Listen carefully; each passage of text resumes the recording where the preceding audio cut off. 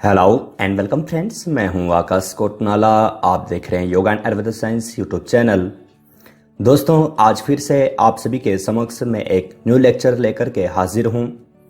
आज की इस लेक्चर में हम फिर से यहां पर संयम के बारे में चर्चा करने वाले हैं। जैसे कि आप सभी को मालूम है कि योग दर्शन में जो तीसरा जो पाद है, अर्थात जो विभूति जो पाद है, वहां पर महर्षि पतंजलि ने बहुत सारे संयमों के बारे में चर्चा की है। संयम क्या है, संयम किसे कहते हैं, ये हम पहले भी जान चुके हैं।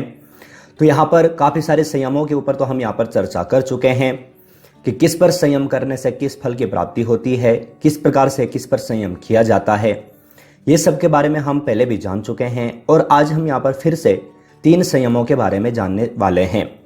साथ ही साथ आप सभी को बता दें कि इसी प्रकार से और भी कई सारे लेक्चर्स आपको चैनल पर मिल जाते हैं, चाहे फिर योग दर्शन हो, श्रीमद् भगवद गीता हो, गहरण संहिता हो, हठ प्रदीपिका हो, शिव संहिता हो, सिद्ध सिद्धांत पद्धति हो, या फिर दर्शन या फिर उपनिषद से संबंधित लेक्चर हों, आपको चैनल पर दिए जा चुके हैं।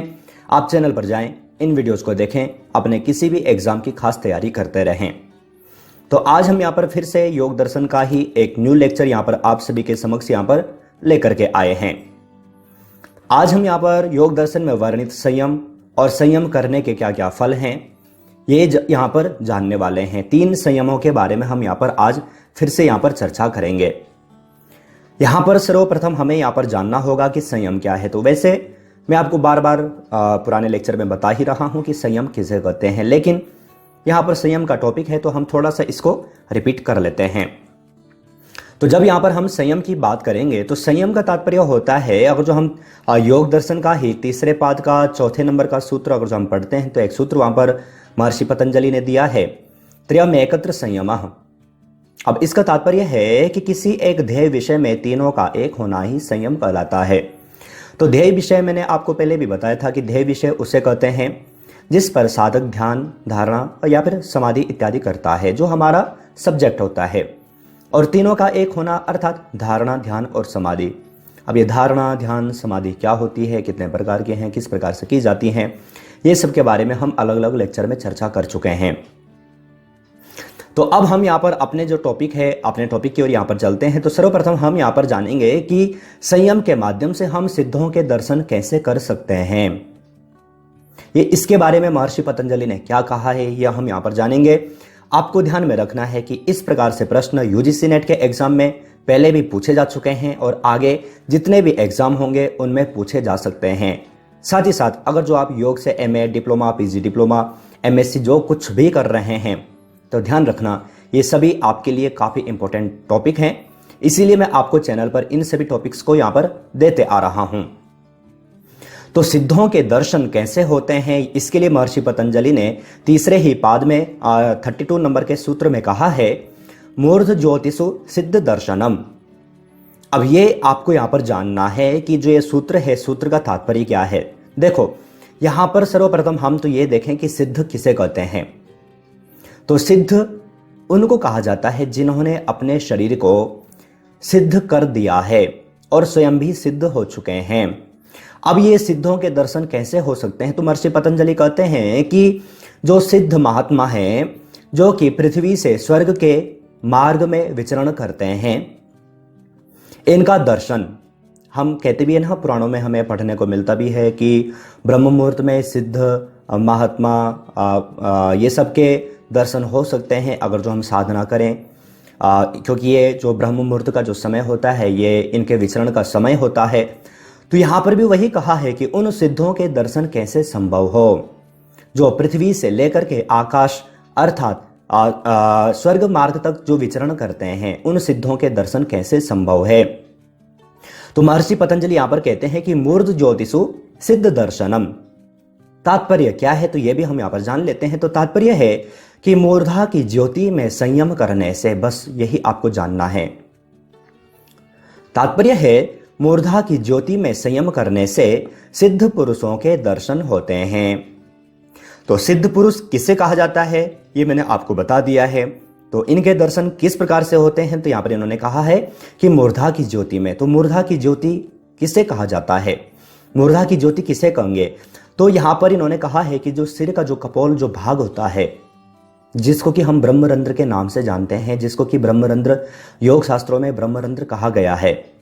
तो जब कोई भी साधक अपने ब्रह्मरंध्र में संयम करता है, अपने मूर्धा में संयम करता है, तो ब्रह्मरंध्र जो कपाल है, जो कपोल, जो छिद्र है, वहां पर जो संयम करता है, तो संयम अर्थात धारणा, ध्यान या फिर समाधि, वहां पर स्थित करता है, एकाग्र करता है। तो इसका फल क्या होगा? तो जो साधक ऐसी साधना कर रहा है, अपनी जो ब्रह्मरंध्र जो क्षेत्र है वहां पर संयम कर रहा है, तो उसका फल क्या होगा कि जो सिद्ध जो पुरुष जो मार्गों में जो विचरण कर रहे हैं, पृथ्वी से लेकर के स्वर्ग तक जो विचरण कर रहे हैं, उनके वह साधक आसानी से दर्शन कर सकता है। तो ये आपको यहां पर जानना है। ये महर्षि पतंजलि ने अपने योग दर्शन योग सूत्र ग्रंथ में कहा है, तो आपको ये याद रखना है, एग्जाम में पूछा जा सकता है।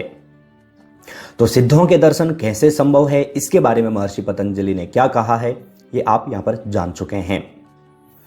दूसरे टॉपिक की ओर यहां पर चलते हैं। तो दूसरे यहां पर इन्होंने कहा है कि सभी का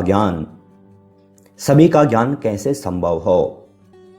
तो इसके लिए इसी के पश्चात वाला जो दूसरा जो सूत्र है, महर्षि पतंजलि ने 32 नंबर के सूत्र में कहा है, तीसरे ही पाद में, प्रातिभाद्वा सर्वम।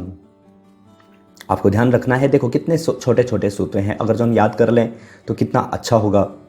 तो आप कोशिश करें, अगर जो आप याद कर पाए, नहीं याद कर पा रहे हो तो कोई बात नहीं, कम से कम तात्पर्य क्या है ये तो हम जान ही लें।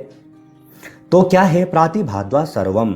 अब इसका तात्पर्य क्या है? तो तात्पर्य है कि प्रातिभ ज्ञान उत्पन्न होने से योगी को पहले सारी बातों का ज्ञान हो जाता है। बस यही आपको ध्यान में रखना है कि महर्षि पतंजलि कहते हैं कि प्रातिभ ज्ञान उत्पन्न होने से योगी को पहले अर्थात सारी बातों का ज्ञान हो जाता है। अब हमें यहाँ पर समझना है कि प्रातिभ ज्ञान किसे कहते हैं।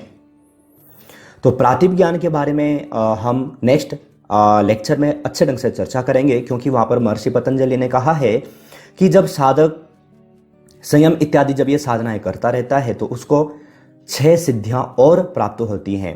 अब आप कहेंगे कि हमने तो सिर्फ अष्ट सिद्धियों के बारे में पढ़ा था। तो अष्ट सिद्धियों के बारे में भी मैंने आपको लेक्चर में बताया है, उसका एक अलग से लेक्चर दिया है। और सिर्फ अष्ट सिद्धियां ही नहीं, जन्मादि जो पंच सिद्धियां हैं उनके बारे में भी कहा है। लेकिन इसके अलावा भी 6 प्रकार की सिद्धियां महर्षि पतंजलि ने अलग से कहा है। तो जो 6 प्रकार की जो सिद्धियां हैं उनमें एक प्रातिभ ज्ञान की जो सिद्धि है, इसके बारे में हम अलग से लेक्चर में चर्चा करेंगे। लेकिन इसका तात्पर्य क्या है वो मैं आपको यहां पर बता देता हूं। तो प्रातिभ ज्ञान का तात्पर्य होता है कि बिना किसी संयम के द्वारा साधक को अगर जो प्रातिभ ज्ञान की प्राप्ति हो गई तो उस साधक को संयम करने की आवश्यकता नहीं है, और भूत भविष्य वर्तमान में कौन सी वस्तु कहां पर रखी गई है, कहां पर स्थित है, उसको इसका ज्ञान हो जाता है। देखो हम पुराणों में ग्रंथों में हम पढ़ते आए हैं ना, कोई सिद्ध महात्मा पुरुष के पास जाते थे और कहते थे कि हमें इस वस्तु का ज्ञान नहीं है। देखो आप गलत वे में मत लेना, लेकिन मैंने सुना है कि जुए और जो सट्टेबाजी जो करते हैं ना, ये अधिक से ज़्यादा सिद्धों के पास जाते हैं। जो ये तांत्रिक होते हैं इनके पास जाते हैं और उनसे पूछते हैं कि हमारा कौन सा नंबर आने वाला है।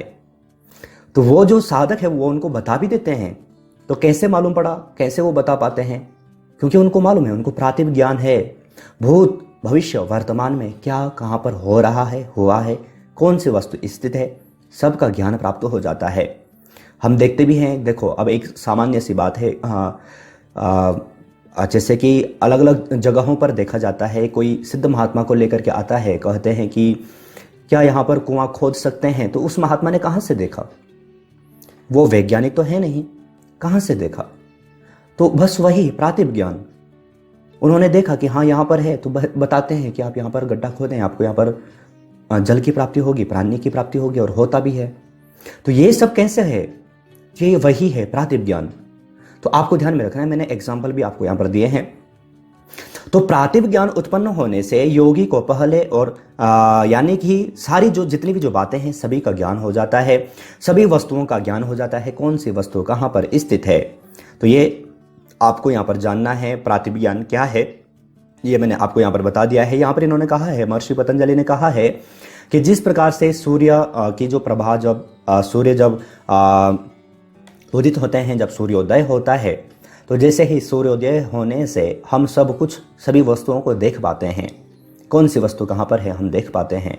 तो उसी प्रकार से जिस साधक को प्रातिभ ज्ञान की प्राप्ति होती है, तो वह साधक भी जिस प्रकार से हम सूर्य की रोशनी में सब कुछ देख पाते हैं, तो उसी प्रकार से जो प्रातिभ ज्ञान वाला जो साधक होता है वह सब कुछ देख लेता है। तो आपको ये यहाँ पर जानना है, आपको आशा है आप अच्छे ढंग से समझ चुके होंगे। नेक्स्ट टॉपिक की ओर यहाँ पर चलते हैं। तो नेक्स्ट यहाँ पर है चित्त के स्वरूप का ज्ञान। अब ये चित्त के स्वरूप का ज्ञान हमने पहले भी चर्चा की है, जिसमें कि हमने दूसरे के चित्त के बारे में कहा था कि दूसरे के चित्त का ज्ञान आपको कैसे प्राप्त होगा। तो वो हमने पिछले लेक्चर में चर्चा की है, और मैं फिर से यहाँ पर बता दूं कि पूरा योग दर्शन लगभग 37-38 लेक्चर में आपको यहाँ पर चैनल पर दे चुका हूँ। आप चैनल पर जाएं और पूरे जो चैनल पर आकर जो आप जाते हैं तो 400 प्लस लेक्चर आपको मिल जाते हैं, अलग अलग टॉपिक के हैं। तो चित्त के स्वरूप का ज्ञान कैसे होता है, इसके लिए महर्षि पतंजलि इससे के नेक्स्ट वाला सूत्र में चर्चा करते हैं, वह है हृदय चित्त संवित। वही 34 नंबर का सूत्र है। सूत्र फिर से रिपीट कर देता हूं, हृदय चित्त संवित। तात्पर्य है कि हृदय में संयम करने से चित्त के स्वरूप का ज्ञान हो जाता है।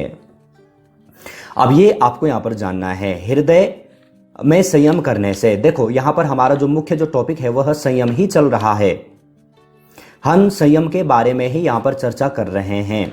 कहीं पर हमने ये देखा था कि भूख की निवृत्ति कैसे होती है, भूख प्यास की निवृत्ति कैसे हो सकती है संयम के द्वारा। काफी सारे टॉपिक हमने यहाँ पर देखे हैं, लेकिन यहाँ पर कह रहे हैं कि जब साधक को अपने चित्त का जो स्वरूप है उसका ज्ञान अगर जो प्राप्त करना है तो उसके लिए क्या करना होगा। तो इसके लिए महर्षि पतंजलि कहते हैं कि हृदय में संयम करने से। तो हृदय में अर्थात यहां पर इन्होंने कहा है कि जो ब्रह्मपुर नामक जो हृदय प्रदेश है, ब्रह्मपुर नामक जो हृदय प्रदेश है, इसमें अगर जो साधक संयम करता है तो कह रहे हैं कि इस पर संयम करने से साधक जो वृत्तियों सहित जो हमारा जो चित्त है, तो वृत्तियां कितनी है, 5 प्रकार की वृत्तियां हैं। कौन कौन सी हैं इसके बारे में हम चर्चा कर चुके हैं। चित्त की भूमियां कितनी है, तो 5 हैं। कौन कौन सी हैं इसके बारे में हम पिछले लेक्चर्स में चर्चा कर चुके हैं, जिसको अगर जो आप इच्छुक हैं तो आप चैनल पर जाकर के देख सकते हैं। तो हृदय में संयम करने से चित्त के स्वरूप, तो चित्त के स्वरूप चित्त की वृत्तियों के साथ साथ चित्त का जो स्वरूप है, हमारा चित्त का जो स्वरूप है उसका ज्ञान हो जाता है। लेकिन किस पर संयम करने से, हृदय पर संयम करने से। हृदय इन्होंने कहा है कि जो ब्रह्मपुर नामक जो हृदय प्रदेश में एक गड्ढा है वहां पर संयम करने से। तो ये आपको यहां पर जानना है, चित्त के स्वरूप का ज्ञान किस प्रकार से होता है, सूत्र क्या है। हमने यहाँ पर 3 के बारे में यहाँ पर जाना है, 3 संयमों के बारे में यहाँ पर जाना है। आशा है आप अच्छे ढंग से समझ चुके होंगे। दूसरे किसी भी स्थान में रखी हुई वस्तु का ज्ञान कैसे प्राप्त होता है, ये भी हमने यहाँ पर जाना है। तो ये आपको यहाँ पर अच्छे ढंग से यहाँ पर समझ में आ चुके होंगे अगर जो आपने लेक्चर को ध्यानपूर्वक देखा होगा।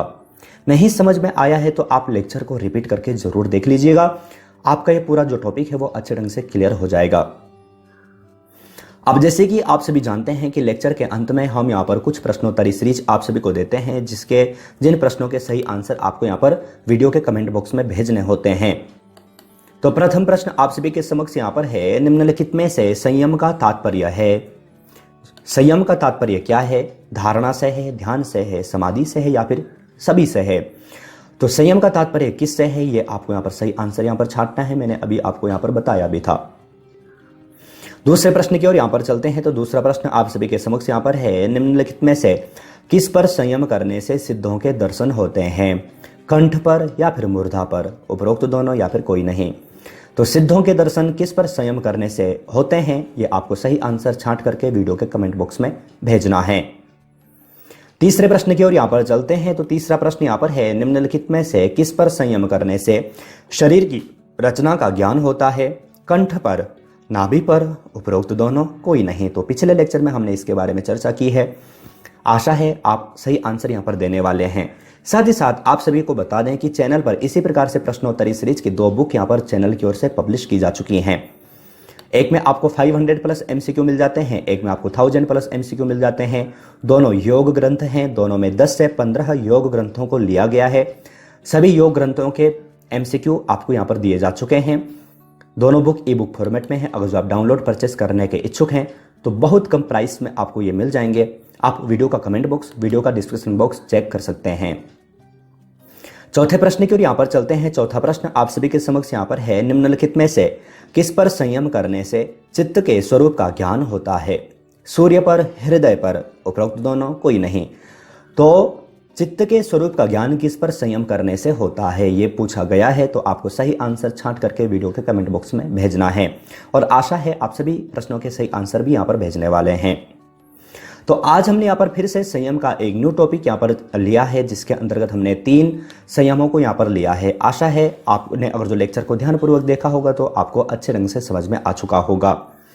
साथ ही साथ उन छात्रों को बता दीजिए जो छात्र चैनल पर और अधिक से ज़्यादा जुड़ना चाहते हैं, जैसे ही आप ज्वाइन बटन पर क्लिक करेंगे तो आपके समक्ष कुछ प्लान यहाँ पर नजर आ जाएंगे। आप अपनी इच्छानुसार कोई भी प्लान यहाँ पर ले सकते हैं। अगर जो आप इच्छुक हैं कि कोई भी लेक्चर आप हफ्ते भर पहले देख पाएँ तो आप छोटा प्लान 29 का भी यहाँ पर ले सकते हैं। तो आज हमने यहाँ पर संयम का एक न्यू टॉपिक के बारे में यहाँ पर चर्चा की है, उसको यहाँ पर जाना है, अच्छे ढंग से यहाँ पर समझने का प्रयास किया है। अगर जो आपको लेक्चर पसंद आया है, अगर जो आपके लिए यूजफुल था, तो आप लेक्चर को लाइक करके अपने व्हाट्सएप और फेसबुक के द्वारा अपने फैमिली फ्रेंड्स लोगों तक भी जरूर शेयर कीजिएगा। इसी प्रकार से न्यू टॉपिक, न्यू लेक्चर के साथ में आप सभी से फिर से मुलाकात होगी, लेकिन तब तक आप अपना और अपनी फैमिली का बहुत ख्याल रखिएगा। बाय।